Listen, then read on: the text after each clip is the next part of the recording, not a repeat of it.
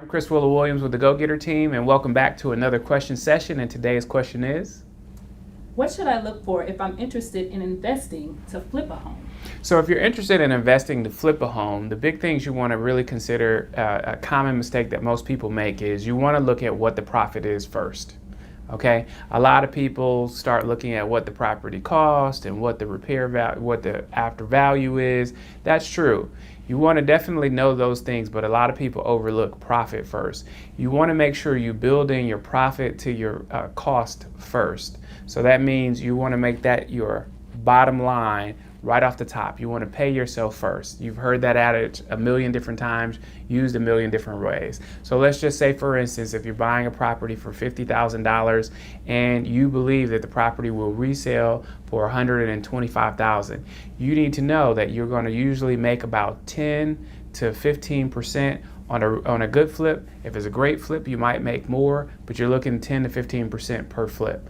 So at that point, that means you're looking at about $15,000 on your after sale value. So you want to subtract that before you even start and say, okay, all of our cost in, we want to be at $135,000. Now, my second tip for you really is about the cost. The cost, you want to make sure you also build into your cost the possibility that the market could swing. So automatically, you need to account for maybe a 3 to 5% swing in the market. So in the example that I'm giving you, you're probably looking at about $7,500 to about $10,000 that you want to have for a market swing. So you also want to subtract that off the top, bringing your after repairs down to about $125,000.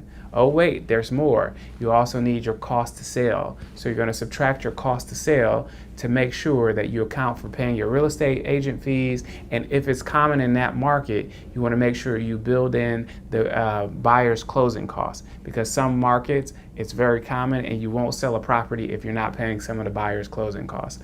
So those are three big tips, and those are really around the finances. Some other things I can give you in another video in more detail, but it really revolves around finding great contractors.